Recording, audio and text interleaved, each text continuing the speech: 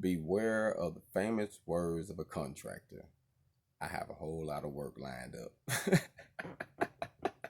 Just wanted to say that, man, because I can't tell you how many times I have had contractors tell me when I, do jobs for them, man, I got a whole lot of work lined up, man. We're going to knock this project out and we're going to do a whole lot.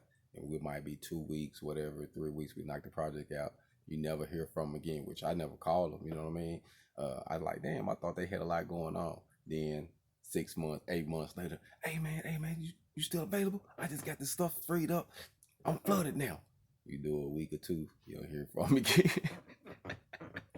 Hey man, it's a trip. It's funny though. So I was just sitting back here chilling, you know what I mean? You know I smoke, so I just got through smoking and I was eating and I was just sitting there thinking about, you know what I mean, the way that they do that because it's funny though sometimes. I mean, literally they will come to you and tell you I got a lot of stuff lined up.